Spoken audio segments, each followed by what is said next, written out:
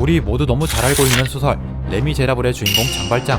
가난과 배고픔으로 딸랑빵 한 조각을 훔쳐서 감옥에 간 걸로 알고 계시죠? 하지만 이 빵 한 조각을 훔치기까지 장발장이 겪었던 일에는 많은 이야기가 숨어 있습니다.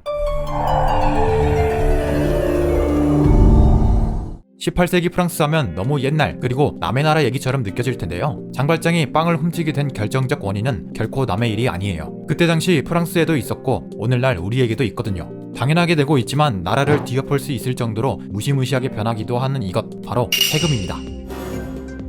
당시 프랑스에서 장발장 한 명만 찢어지게 가난하고 배고팠던 건 아니에요. 가난으로 고통받는 사람들이 정말 많았는데요. 국가에선 이들을 돕기는커녕 감당하기 어려운 세금만 잔뜩 걷었죠. 18세기에 그려진 이 그림을 한번 보세요. 늙은 평민이 젊은 성직자와 귀족을 업고 있는데요. 두 명을 업고 있는 노인은 98%를 차지하고 있는 평민, 위에 올라가 있는 두 명은 2%를 차지하는 성직자와 귀족을 보여주고 있습니다.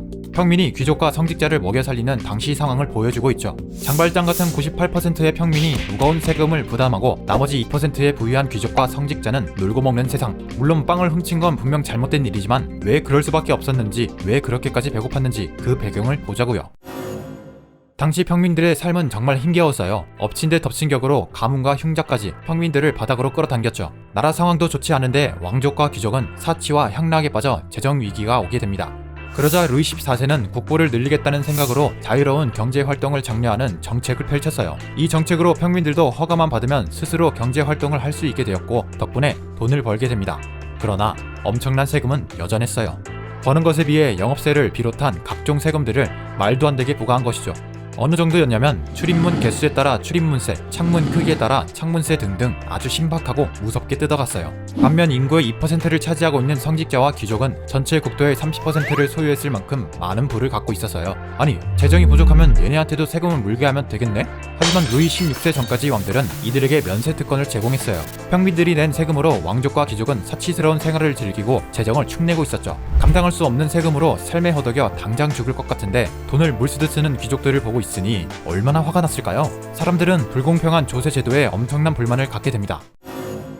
그 와중에 재정 상황은 더 이상 감당할 수 없는 지경에 이르렀어요. 루이 16세는 평민들의 요구대로 귀족에게도 세금을 부과하겠다고 결단하고 170년 만에 3부회를 소집합니다. 하지만 3부회 제도상 신분별로 한 표씩만 주어졌기 때문에 성직자와 귀족이 단합한다면 결코 평민들은 이길 수 없었어요. 전체 인구의 98%를 차지하고 있는 평민에게 단 한 표만 주고 2%를 차지하고 있는 성직자와 귀족이 2표를 갖는다는 것은 우리가 보기에도 불공평하지 않나요? 성직자와 귀족은 당연히 평민들이 내는 세금으로 풍족하게 살고 싶었겠죠. 평민들은 투표권의 머릿수를 반영해달라고 요구했지만 받아들여지지 않았어요. 이대로 진행한다면 또다시 불리한 방향으로 전개될 것이 뻔한 상황에서 때는 왔다. 밧줄을 잘라라! 시의 예슬을 비롯한 평민 대표들은 3부회를 평등과 자유의 상징, 바로 국민의회로 탈바꿈합니다.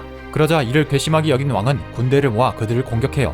하지만 목숨도 내놓을 각오로 자유를 찾으려 했던 평민들을 막을 수는 없었죠. 분노한 민중의 노래가 들려오네요. 바로 그 날이 다가왔습니다. 1789년 7월 14일 군대에 대항하는 평민들이 바스티유 감옥을 습격하면서 프랑스 혁명이 시작됩니다. 자유와 평등을 얻기 위해 그들은 피를 흘리며 치열하게 싸웠고 결국 새로운 헌법의 기본 원칙을 만들게 돼요. 이때의 혁명이 현대 민주주의 국가의 기반이 된 거죠. 과도한 세금이 낳은 불씨가 얼마나 커다란지 느껴지시나요? 오늘 제가 전해드릴 소식은 여기까지입니다. 유익하셨다면 구독, 좋아요, 알림 설정 부탁드릴게요. 그럼 다음에 또 봄!